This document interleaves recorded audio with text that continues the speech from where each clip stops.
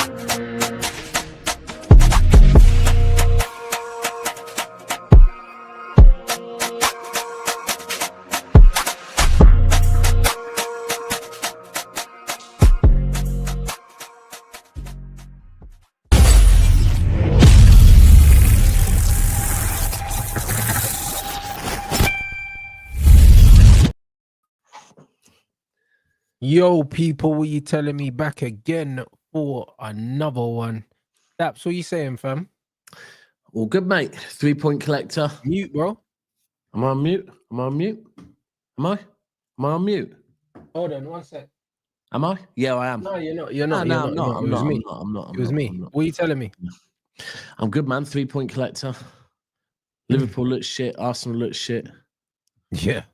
Go Marrakesh in 4 days. I'm good. Oh, and it's fight week. It's fight week. It's fight week. It is indeed, bro. Do you know what I mean? I just not long got back from training. Had a good training session. I'm on weight as well. Like everything's nice. You know what I'm saying? Everything's nice, bro. None of that Dylan White antics on. Nah, none of that, bro. None of that, bro. You know what I mean? It's all right. I woke up in the 79 kilos today. So it's all right. Do you know what I mean? Like, life is good, huh? Confident? Yeah, of course. Have you got to see the guy you're fighting? Have you got to see much of? No, but I don't need to, bro. No? It's one of them ones where it's like I've done what I need to do.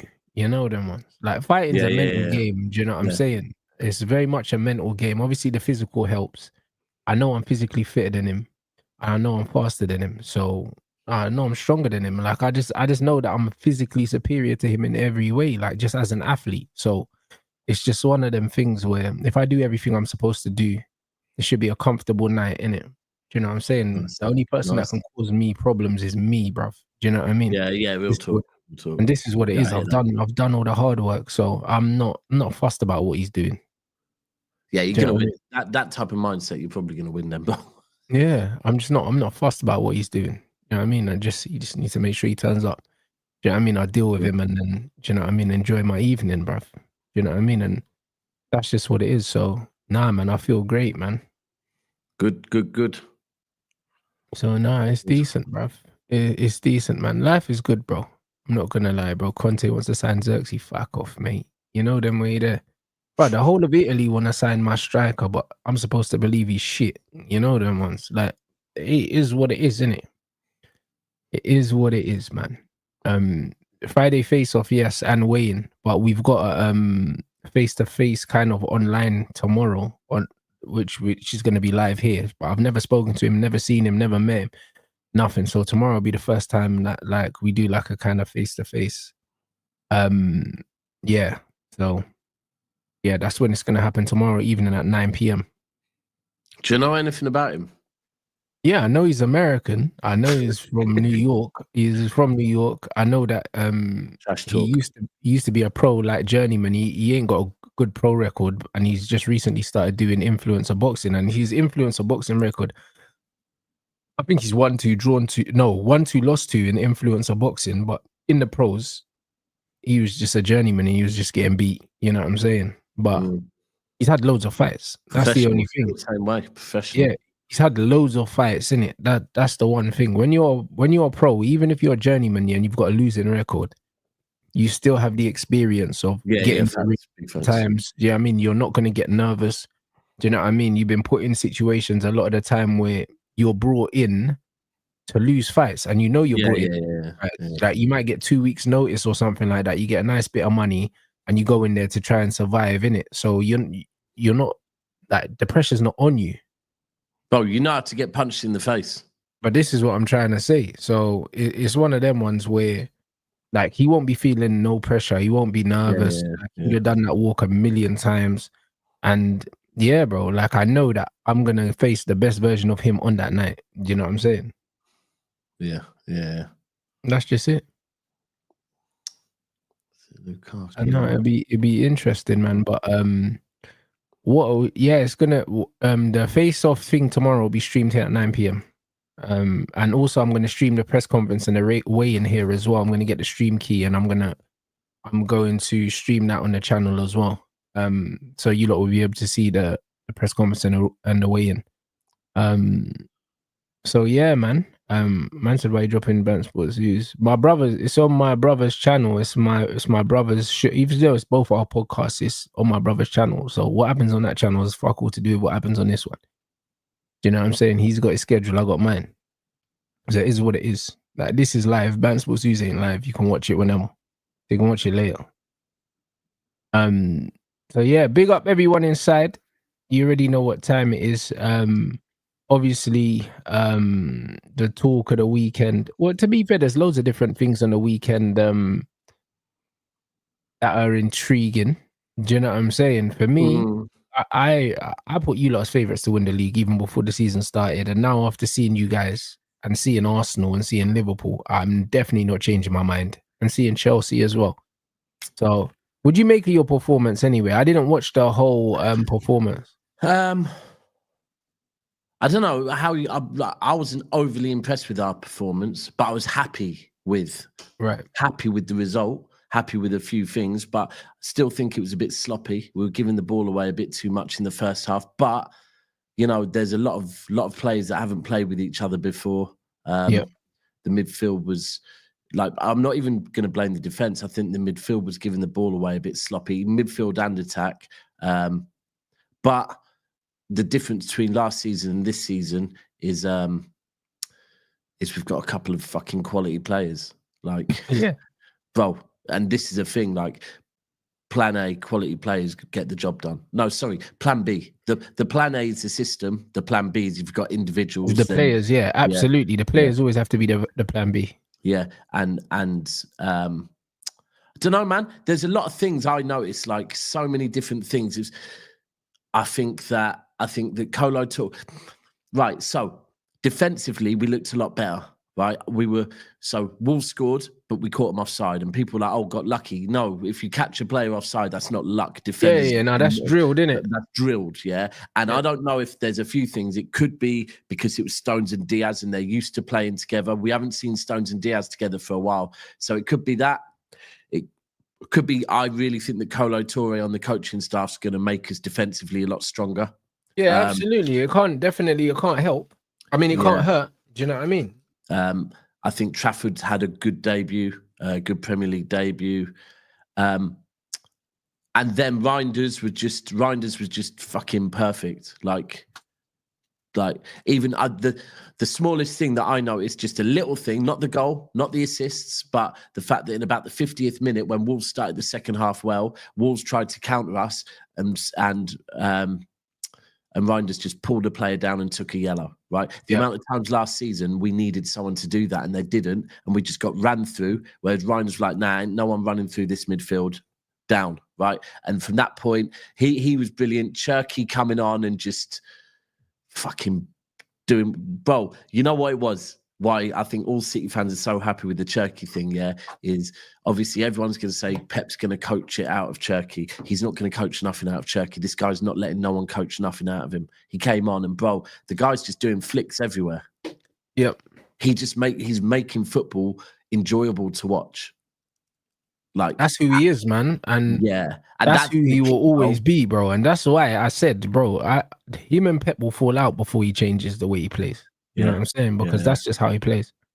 But I don't know. It just feels like a lot of things that was positive. Like even the fact that Pep started. So last season, obviously there was this, you've got Nico Gonzalez. Why aren't you playing him? He started, right? When there were substitutions, it wasn't bringing Gundogan on. It was bringing Nico O'Reilly, a younger in midfield. And just, I don't know, it seems like Pep is a lot more open to suggestions. I feel like I honestly think Pep Linders is influencing him. He's just a lot more, probably Viana as well. Even the way we played as well. We looked a bit more like Manchester City of like 2018, 2019. Like we were on the count, like we were countering them quickly. Like it wasn't side to side football. It was and just having Bob on, just doing the simple things, like it just makes me realize how little I rate Doku, and and I still would give Savinho a chance on the left, but you're getting linked with obviously Savinho leaving before Doku. What the hell is that about? Is it because of how much you pay for Doku? I think so. I think if you think, Levy was linked with Grealish. Sorry, Tottenham were linked with Grealish. I think Tottenham went in for Grealish, saw how much they'd have to pay on his wages, and thought, all right, what else have you got? Doku would cost more money, I think they probably thought. Savinho's on minimal, but it's just come out today that so Tottenham put in 50 million bid, then came back in with 70 million, and City rejected 70 million. But I think it was more around Levy's trying to pay over X number of years, and City were like, "Nah, you need to pay more up front." And now it's been reported Savinho's staying. I think it's the same as it has always been. It's a very clear stance from Manchester City. Spurs, this is how much you need to pay, and you need to pay it in this way. He's not leaving. Yeah. So it's, which is probably, and I think it's the same thing with Donnarumma as well. Like if Ederson goes, we'll go in for Donnarumma. If Savio goes, we'll go in for Rodrigo. Of course, and by the way, I'm not bothered about the Donnarumma one, but I do want Rodrigo. You see the Donnarumma one? I thought they said that it was agreed. Is that not true? But I think I can't lie. I think Fabrizio's up to something here. You think so? City have been very clear with their stance all summer that they're happy keeping Ederson and letting Ederson run down his contract, right? And this season being Ederson and James Trafford battling it out for the first place. They've been very consistent with that, but I think they. So do you think that his agent maybe is? I think Donnarumma's agent, Fabrizio, and it's a bit more from his side. Yeah, that's what I think. I honestly do think it is, because, like, I don't know, man. Like, so Galatasaray apparently offered 10 million for Ederson now, but City have said they want 25 million. So it's the same thing. I think Viana's just being very ruthless in this transfer window, and it's like, no, if you want Ederson, pay 25 million or close to it. Otherwise, because he's got a year left on his contract, so I think we'd be happy with that. But I think it's a case of Viana is probably seeing it in both the Savio and Ederson situations. Is we don't want to sell. So if you want to buy him, then you better offer us what we want. Otherwise, we're happy to keep him for another season. So, yeah. Interesting. But I would rather Rodrigo over Doku. I can't lie. But I think Bob's got that right wing nailed on. I think even after seeing him on Saturday as well, Pep will be looking at it thinking, yeah, it's Bob over Savio all day. Bob, like he's just so much more economical, isn't it? Oscar Bob, like it's like the pass is always the right pass. Like the cross is right. This is the thing I saw on Saturday. Whether it be Rico's assist for Haaland, just a very simple pass across the box to Haaland, right? Yeah, or whether it be perfectly weighted, whether it be Rico, whether it be Oscar Bob laying the ball off to Reinders, perfectly weighted, whether it be Reinders laying the ball off to Haaland, perfectly weighted. And it's just all three of those. It's just like, that's what I didn't get from Savio and Doku last year. And people were saying, oh, but DAPS, they doubled up on Doku. I get that, yeah. But there were times where Doku beat his man and he still didn't find no one. And it's not like Rico, facts. And this thing, it's not like Rico and Bob were doing groundbreaking stuff, but it was effective. And that's, you know what it is though? It's the inconsistency in the final ball from Doku and Savio. Yeah. They're very erratic. Do you know what I'm saying? And with Rico and Oscar Bob and these guys, there's just a lot more consistent quality in it in the final pass, and you saw that. But and the thing is though, bro, where it's basics as well, you just think, yeah, like you man are trying too hard, right? You're trying too hard and it's not working. I'm still, look, if we keep Savio, I'm more than happy to see Savio go on the left. I want to see Savio. If we keep him, I want to see Savio being given a chance on the left-hand side. But yeah, good result for us, bro. I can't lie, good result. Gonzalez looked pretty comfortable in the middle of the park, which is going to be important. Ait Nori looked a damn sight better than Kirkes did on the left-hand side. So, yeah, look, for me, it was only Wolves, and it's only the first game of the season, but I'm happy with what we saw. I said I'm going to judge Pep on the first 5 games, and then I'll give a real prediction of what we can do. Based on the first round of game week 1, I think Arsenal looked flat as shit. Lucky to get anything out of that game. I think Liverpool looked pretty fucking shaky at the back as well. Liverpool's team just looked completely unbalanced. It does. It looks all over the place, isn't it? It's just that there's quality there. Do you know what I mean? Individual quality, but the actual team balance, it looks very, very, very unbalanced. Yeah, really, really unbalanced. That's the thing. I think defensively, Van Dijk, I actually think, was probably their best defender on Friday.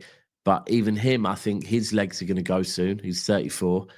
Konate looked shocking. I think that might have been the worst game I've seen from Konate.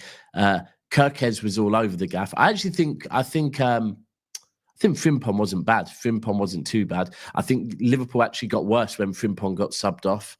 I think they're both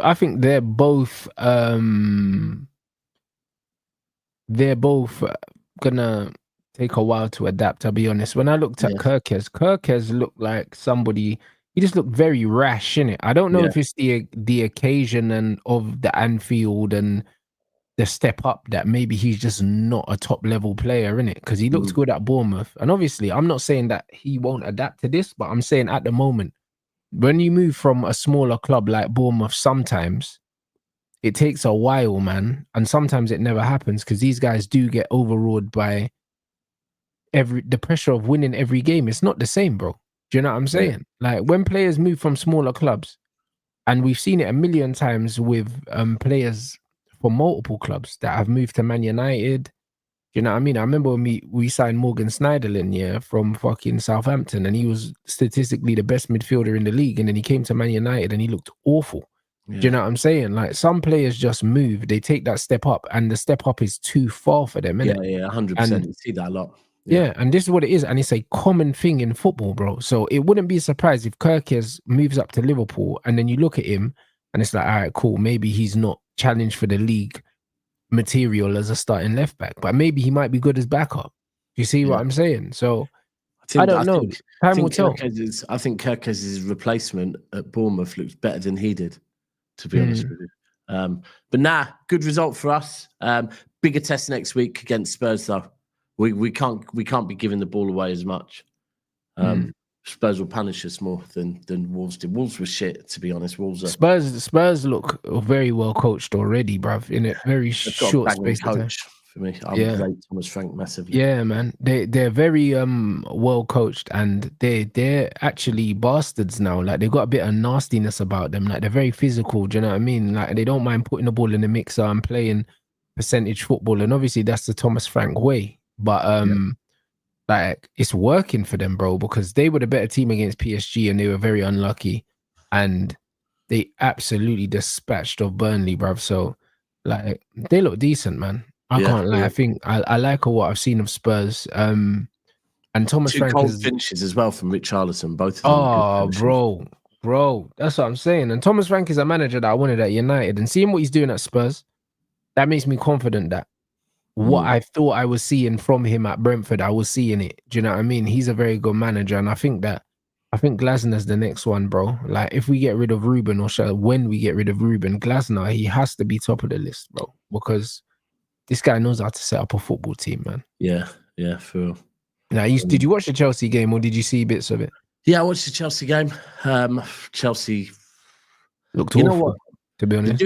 The difference between Chelsea and Liverpool, what you just said there about the quality of Liverpool, that's the truth. That even though Bournemouth, I think, scored the equaliser in the 75th, I think we all knew that Liverpool would probably get a winner, right? And that's just the way it is with Liverpool. Whereas with Chelsea, I feel like if Chelsea do not dominate the game and score 1 or 2 goals in the first half, I think they struggle all the time. I don't think they're a team that you look at and think, yep, they've got. You could by the 70th minute, you're going, yeah, they ain't scoring.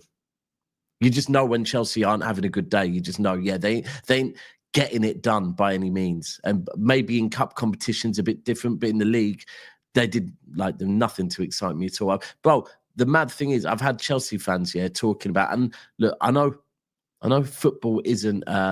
Here we go. There we go. Perks of no Colwell in the build-up. Bro, it's one of them things where if you are a Chelsea fan and you've spent this much money, and it's the same with my club, by the way, if you support a club that has spent that much money and bought that many players, to be saying, oh yeah, we didn't score because we missed Colwell in the build-up is mental, right? There is never and by the way, Colwell is nowhere near as important in the build-up as John Stones is. There will never be a day in my life that I say we haven't created enough chances because John Stones was missing, right? Yeah, that is mad. And when Chelsea fans are using that as the excuse, I just think, again, you spent that much money on midfielders and forwards, you can't say, oh, well, it's because we're missing a defender.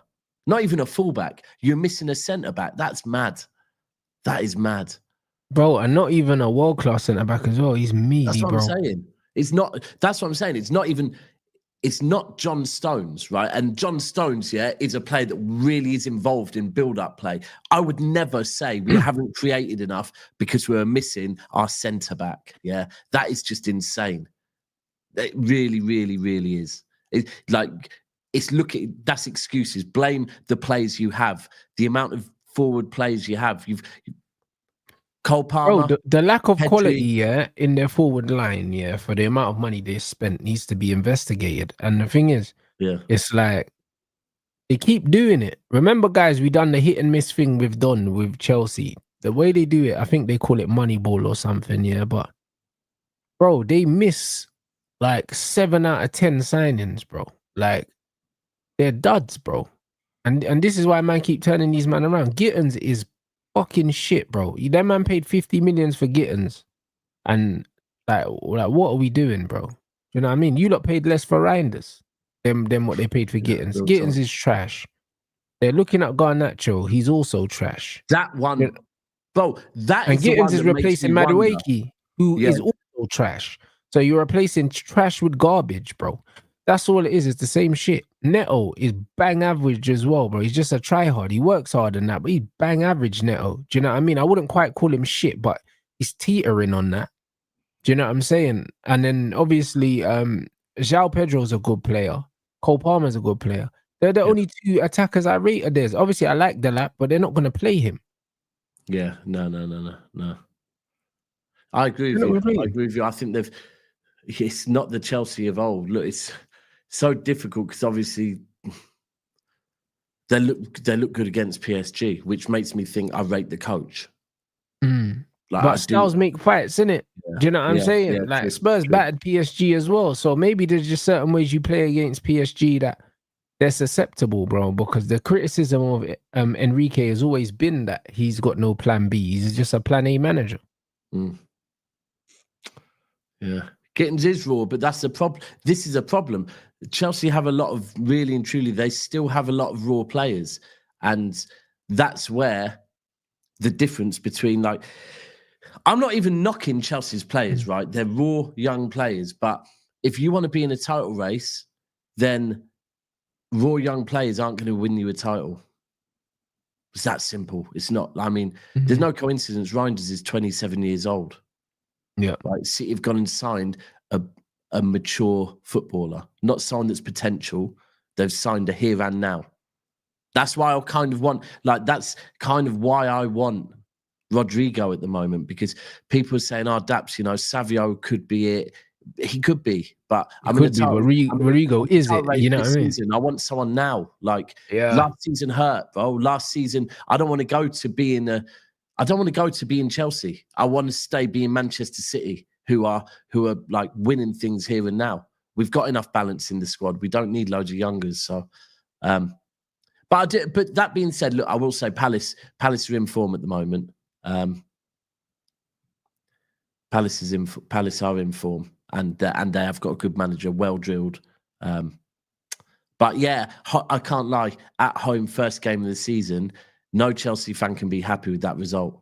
You don't ever want to lose at home, let alone against a team that you should be beating. You know, you lot got a tough one against Arsenal, to be fair to you lot. Bro, you know what it is, yeah? The Arsenal situation, yeah, like, it's mad. Like, I haven't spoken to loads of United fans, but bro, like, I'm disappointed with the result yesterday, but I'm not upset about anything. Do you know what I'm saying? Like, it's funny because I said it in my match reaction as well, yeah, the season is a marathon, not a sprint. That's game 1 of 38, bro. And the thing is, yeah, consistently, I always say, you see with pre-season as well, yeah, pre-season, I always say, guys, pre-season, the performances are more important to me than the results, innit? And bro, this is the first game of the season, yeah. The performance that I saw from my team was, not only was it way better than anything I've seen in pre-season, but it was way better than anything I've seen last year. So I can factually say, yeah, that, yo, my team's actually improved. Yeah, do you know what? My can't team's lie, your improved. last- Like, if you're an Arsenal fan and you look at your team now, yeah, you had a shit preseason, and the first game of the season was shit, bro. Like, you've regressed based on what you were doing last season, bro. I agree with that with Arsenal. I think with United, I can't lie. Last season, I actually think I know you lost. You lost it as well. I'm pretty certain you did. Well, you might have drew it. Arsenal at home last season. No, we drew. Right, but I thought you were good that game as well. You know. Yeah, so did I. So did I. That's what I'm saying. So did I. So did I. But the level of control, yeah, that we had in this game yesterday, like at no point was I worried about Arsenal doing anything. Like, do you know what I mean? It was literally the corner, bro. Pieces. Yeah. Yeah. Do you know what? I hear you on the performance. I think it's very important though that you lot, like Fulham away, you've got to win because I agree. I agree. It's one of them ones where you lot are, it's all well and good you looking better, but if you don't start picking up points, and we're only one game in, so look, you might beat Fulham, but I think with where United are, and again, off of the back of last season and under Amorim, that looking good is great, but if you don't start picking up points, then the confidence of the players is going to go, and then it's all going to go tits up. Bro, listen, I hear you, and I'm completely with you. I believe, he needs to have a solid first 10 games, or I'm sacking him, mate. You know what I mean? Yeah. Like, that's where I am. Do you know what I'm saying? Otherwise, you lose. This is a thing that I think is very easy with joining a team. Like, same with us, by the way, that if we start badly, then, you know, Reinders, Cherky, Aït-Nouri, all our players that we've brought in, their heads will go down, right? And that's the nightmare. And especially with Amorim, if it is going to be Amorim staying in, he's got to have buy-in from all the players. So, yeah, I mean, Fulham's not a difficult ground to go to, but it's their first home game. It's not an easy one either. Like Fulham, Fulham have got a decent record against the big teams. Do you know what I'm saying? Yeah. Like they set up a very well regimented mid-block Fulham. Do you know what I'm saying? And like Marco Silva has them guys difficult to beat at home. So it's one of them ones where I don't expect it to be easy, but it's one of them ones where we should be going there and winning. Yeah, we should be going there and winning, bro. And I expect us to go there and win based on what I've seen, because against Arsenal, we didn't create loads of clear-cut chances. Obviously, Raya made a good save from the Mbeumo header, and then all the other chances were probably just half chances. Yeah, it was a good save. I think after that it was half chances. But look, that's the other thing you've got to say. You were facing, for me, the second best defense in the league, right? On their day, the best. But overall, I'd probably say Liverpool just about edge it. Maybe they won't do this year. So, yeah, you were limited in the chances you had. The other thing I think you lot need to get sorted. I know we spoke before about you needing a DM, but I can't lie, bro. I think you need a keeper as well, badly. Oh, we do, but I think we get one. That's why I'm not really worried. Like, this is why I'm so chilled about my team, is because, like, the positions that we need to fill, we're being linked to those positions. We're being linked with midfielders. We're being linked to goalkeepers. We're going in the right direction. And the quality of football, massive upgrade, the quality of the strikers, bro. The way we played against Arsenal, it's all well and good us playing well, I haven't seen Manchester United that dominant against anyone, bro. Like, in anyone, bro, since this manager's come in, because not only were our possession stats, that's what I mean. Not only were our possession stats in the 60s, for the majority of the game, but it was like defensively as well. The Lit absolutely bullied fucking Gyökeres. Like, it was mad. I don't remember Martinelli doing anything. I don't remember Saka doing anything. Saka was shit. Martinelli and Saka was shit. I actually think you lot looked. Yeah, you looked more in control. Like, I can't remember the last time I would use the word control with Man United, right? Like, even in games where you've got results, like you've beat us, but it's always been counter-attack. It's not control, it's counter-attack. No control. Whereas yesterday, it was, you looked in control. I think Mbeumo and Cunha look good together. Yep, they do. But their chances were half chances. Like, there weren't none of them I'm looking at going, they should have scored there. They were like 50-50 chances. So But now, whereas Arsenal, I think Arsenal just looks very flat. I said it before the game. Flat. I kept telling them their attack was shit and our attack's better than theirs. They didn't want to hear me, bro. Listen, it's going to be a long season for you lot. Because I think it could be as well. As it's going to be a very long season for them. That you got to think, like, this isn't spoke about enough. It's spoke about how, coming second 3 times, Arteta must, right? That's spoke about all the time. But what isn't spoke about enough is how coming second can really impact players. Yeah. Like, these players, like, they're already... Mindset's such a big thing. They're already beaten. Like, if Arsenal are in a title race with City or Liverpool this season, they're not going to win because their mentality is not there. And already there'll be players going into this season that aren't as excited and up for it as they have been previous seasons because they're just like, we know where this is ending. Yeah. I really do think so. I think Saka looked tired already. But he always looks tired, bro. I think I think the accumulation of all the injuries and him being played through injury and being rushed back, I think his body's just breaking down. That's how he moves now. You know what I mean? He always looks injured. And I think that's because his body is just under a lot of pressure, and it has been. So I don't think that every time he doesn't play well, people always think, oh, is he injured or whatever? I just think that his body's just been through the trenches, mate. Yeah. You know what I mean? He's been running to the ground. And look, this season, he's going to have his eye on that World Cup as well. So he's going to probably be pushing for a bit of rotation. Yeah.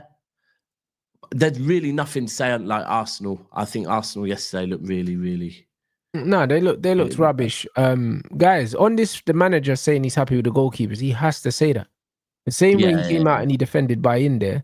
I like the way he defended him because at the end of the day, he's not wrong though. Do you know what I mean? Bayinde is the reason why we went through against Arsenal, bro. Do you know what I'm saying? He's the reason. He's the reason because we had 10 men. And this guy was immense in the penalty shootout.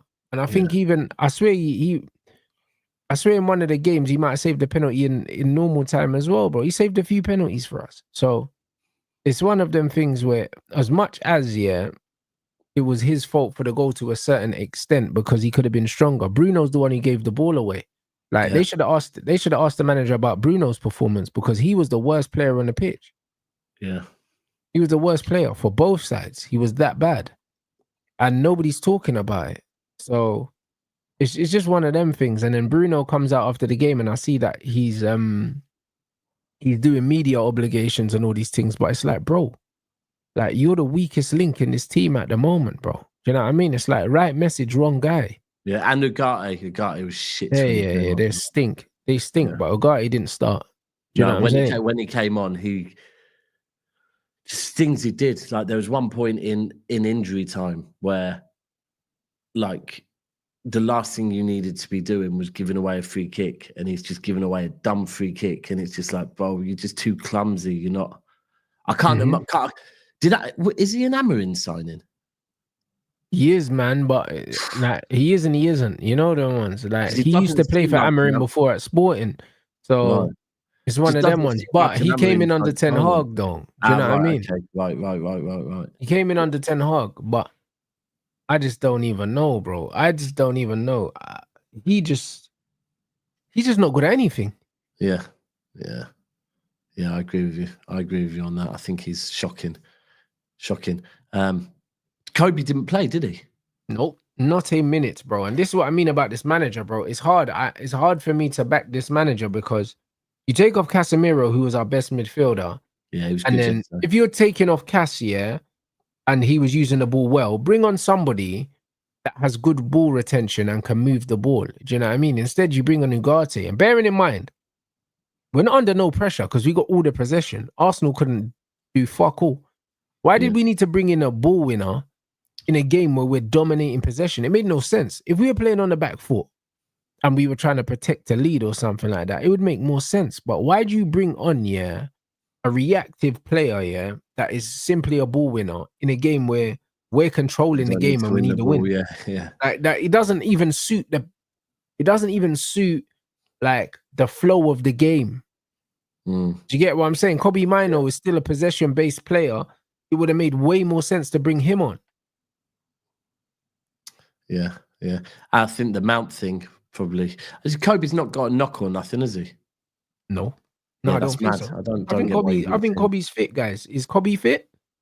Don't get why you didn't see him. Because I think that personally, when Ugarte came on, we lost all composure in midfield and our ability to move the ball from left to right. Because Cass was spraying that to both wings, man. He had a great game. Yeah, don't get why he didn't come on. That's the difference. I can't lie. This weekend, I was actually happy with Pep made 5 substitutions, and I was quite happy with all of them. So, and Haaland, by the way, Haaland bagging twice. Haaland looks happier. Haaland looks like he actually knows he's playing with ballers. And as for Cherky, bro, I can't talk like this guy. Just so beautiful to watch. So beautiful to watch. Is he a fan favorite? Yeah. Cherky. Yeah. Yeah. He will. Yeah, he will be. I'm not sure what City fans are like. Yeah, he will be, bro. 100%. He's got the 10 shirt as well, which is like Aguero and. I hear that, but United fans hate fucking and now players, mate. They fucking hate them. Like, obviously, King Clancy. We all know King Clancy. King Clancy was a 10. He's gone and got the King Clancy shirt, and like, bro, you can't dislike a player like that, bro. The way he's flicking the ball about, but then the other thing is he's effective with it as well. Like, it's not like Do you know what I mean? It's not like St. Maximum, them type of players that they're doing stuff, but it's like, oh, that's all nice on the eye, but what's it bringing us? Cherky's effective with it as well. Like, he's effective with everything he does. It's like the perfect balance. Yeah, him and Reinders are just a breath of fresh air to us. They're a joke, man. They're a joke, man. Them two, man. You know what I mean? Them two, man. Especially Reinders. Like, the way he took his goal as well, bro. And it's everything, man. Like, if you look his goal as well, bro. He starts his run before the goal as well. He starts his run. Yeah, he starts his run. Yeah, at the edge of your box. Yeah. This is what I said. Ridiculous motor. Its engine's mad. Yeah. Engine's nuts. This is the whole thing. Remember when people saying, "Oh, he doesn't get back and whatever." From what I've seen of him so far, the guy doesn't stop running. City at the weekend, it's nice to see as well back. Ran the most kilometers in the Premier League. So it's good. I think that's the Linders effect a bit as well, that we're back running, putting in effort in. Yeah, man. It was just everything about City surprised me, because I was nervous going into the start of the season. Next week, though, we've got a difficult game against Spurs. Trafford was quality as well. Trafford was fucking good. Was involved in the 3rd goal. A quick ball to, I think it was to Cherky. It was Cherky or Reinders. And then that led on to the goal. So, yeah. But, yeah, I can't lie, though. Wolves are shit. Wolves are really bad. No, I hear it. But you still need to beat what's in front of you. Yeah. Bournemouth looked good as well, actually. That's one bit of credit I do need to give to Bournemouth over Liverpool. I thought Bournemouth were really good. Yeah. What's his name? Scored a brace, innit? Semenyo. Yeah, bro. Yeah. He looked decent. Yeah, I said before, I always said before, I was like, I'm not really sure about Semenyo. Do you know what I'm saying? But he comes across to me like one of them players that thrives in being a big fish in a small pond, innit? I don't know if he makes the step up if he moves. I hear it. I think, like, yeah, he looks way too good for them. Do you know what I'm saying? But I don't know what his level is. Yeah, I totally hear what you're saying. I fully hear what you're saying. I'm not sure on that. Because what Tottenham were I think they quoted Tottenham like 60+ million for him. Maybe it could have been 70. But listen, that's what we've quoted. How old is he? I think he's quite young. I think he's early 20s. We're asking 70 million for Savio. And I mean, for real? Bro, this is what Bro, they've offered. Okay, no wonder why he's not leaving. Tottenham ain't going to sell that. No, they've offered 70 million euros, but the structure of the payments City aren't happy with. What? Whereas that's what I said this morning. For me, like, because we're not at risk of PSR or anything, we don't need the money all up front. If I was City, I'd be snatching their hand off for 70 million. Clearly, he's not in the manager's long-term plans as a starter. So why would they not recoup the money that they've spent? I don't get. You know what it is, bro? I think it's City have got a stance with Levy. Viana is moving a bit different. But I can't lie. 70 million for Savio. When we're talking Semenyo's, like what you just said there, I don't think Savio's worth 70 million. It's just, I guess that's the way City are viewing it at the moment, and the way they want to negotiate with Levy is, listen, you offer it probably with a bit of a better payment structure, and I think we probably would accept 70 million. It's more the payment structure they weren't cool with. But that's where I think Levy will walk away. Boy. Yeah, 70 million for Savinho is crazy. It is. Yeah, but this is what I'm saying. And 70 million, they wanted 70 million for Semenyo as well, which is ridiculous also. Yeah. Look, when the thing is that I think we could get Rodrigo for probably about 85, maybe 90, right? Yeah. He's a lot better than Savio and Semenyo. A lot better. I know the wage for him, though, is going to be mad. The wage for Rodrigo is going to be very, very high. But yeah, I agree. So what do you think that Savio thing's off, or do you think that Tottenham are just playing hardball and City are playing hardball? I think City are playing hardball, Tottenham are playing hardball. By the way, that's not in pounds, that's in euros, 70 million. It's euros, not pounds. Yeah. To be clear. But I think so Savio's agents are over here now. I think Savio wants to move. I think Savio's very keen on the move. Because I think it's pretty clear. Pep did a press conference yesterday. He was speaking on Oscar Bob and saying even he forgot how important Oscar Bob is to this team. I think Savio's seen his arse and knows his time at City is numbered on the right-hand side. Because if we go back 13 months, Savio knew he was second fiddle to Bob. He knew that Bob was going to be a guaranteed start for City, but Bob got injured. Through pre-season, I think he's seen what's going on and thought, yeah, my days are numbered here.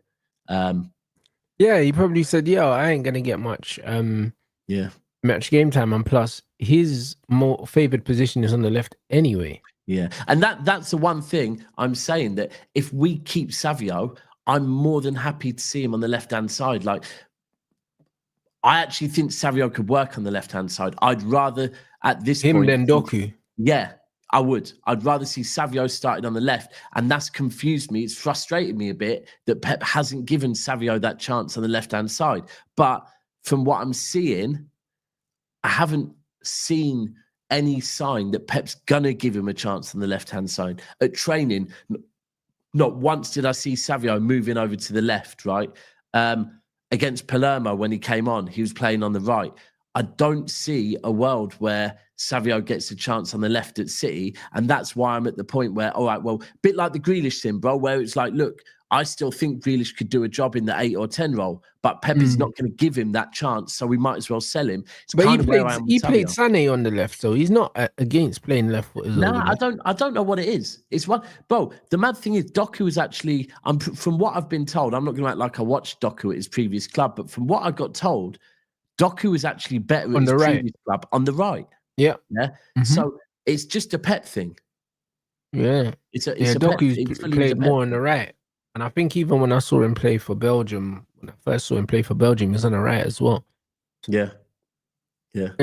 I don't quite understand. Someone like Doku, who is very pace reliant and he hasn't got the tightest control, they're always better on being on the strong side anyway. Yeah. I don't know. I think at City there is a bit like, I think with the whole Donnarumma Edison thing and with the whole Savio Rodrigo thing, I do think it's a bit of a thing where City aren't fussed about, like, they'll happily keep Edison, happily keep Savio, but at the same time, if they get offered what they want for either of those two, they would obviously rather upgrade. So I think what are we on at the moment? We're on the 18th, so we've got like 13 days left in the transfer window. I think City are probably just being very patient with it and thinking, look, because these are likes for likes, if Edison goes, he's not homegrown. We're bringing in Donnarumma, he's not homegrown. If Savio goes, he's not homegrown. Rodrigo comes in, he's not homegrown. So the homegrown thing is not affected by that. It's players out, players in. Cool.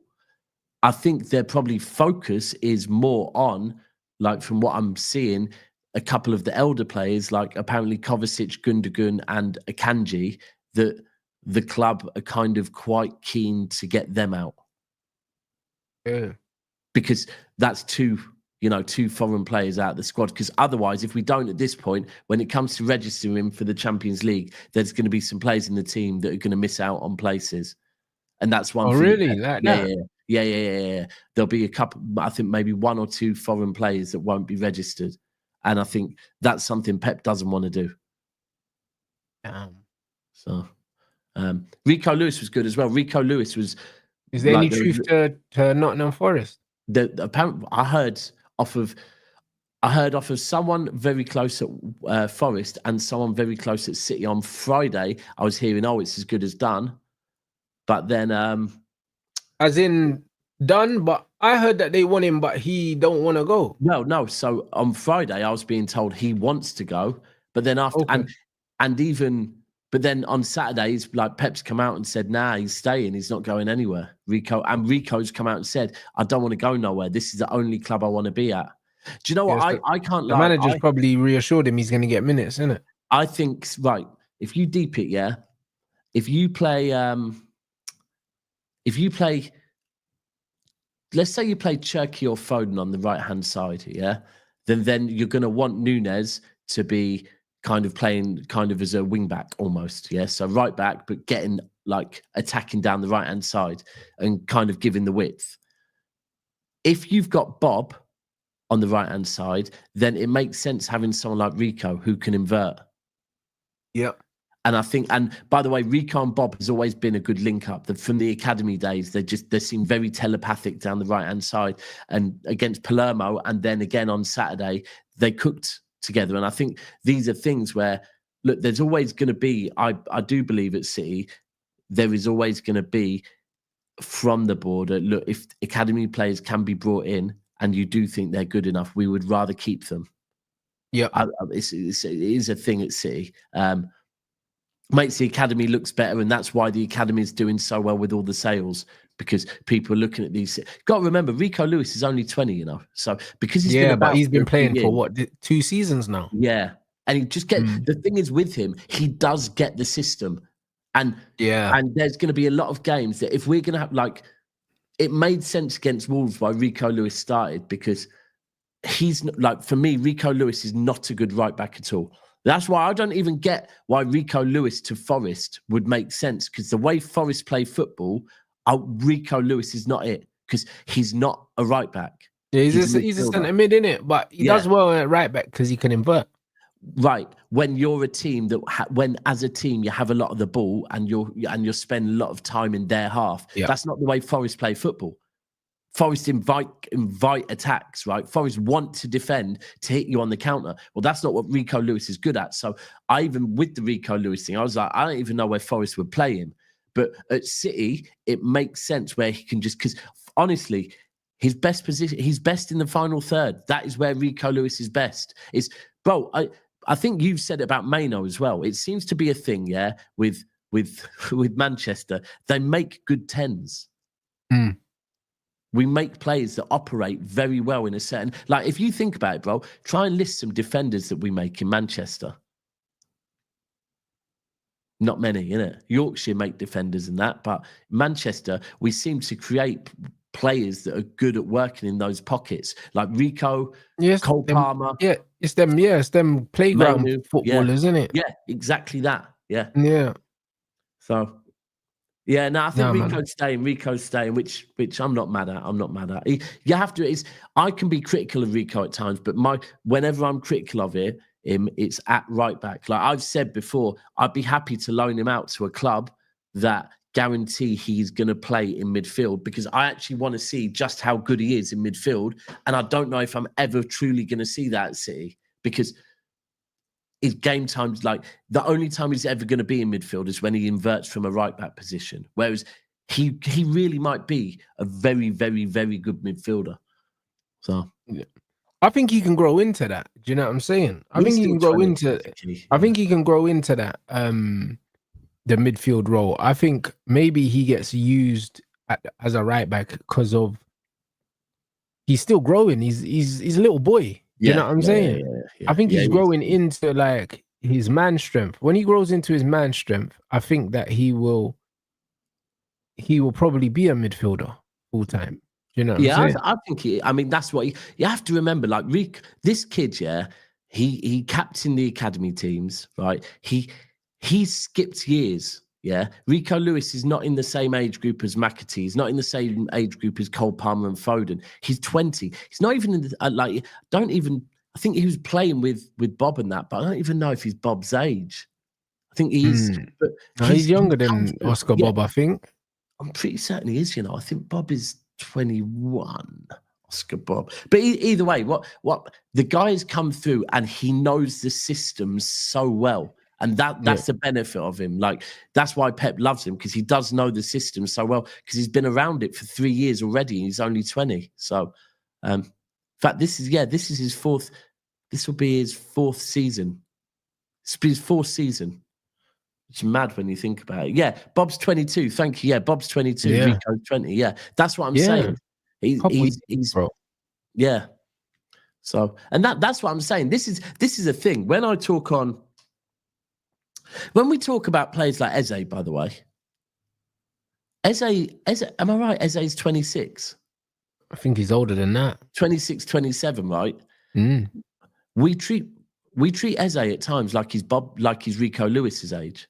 I agree. Like, but this is what I've been saying about Eze. Like, I'm a big fan of Eze's. Yeah, I think he's a very good player. But the facts are, yeah, the reason why he's still at Crystal Palace is because he's got loads of quality, but it's the consistency of showing it. Yeah. Do you know what I mean? It's not there, and because of that, this is the reason why he's 27 and he's still at Palace. But one thing I would say is, I think when he goes to Spurs, because it looks like it's happening, he's going to cook there, because I think he's going at the right time, and he'll be in a good system that he'll be able to show more often the qualities he has. Do you know what I mean? Especially with that Maddison injury, bro. I think if we look at this, I've said it about Reinders earlier. For me, 27 is the peak age of a footballer, right? 27, 28, 29. Those ages there. Those are the ages where you're supposed to know what they are. And I can't lie, because I've been saying up until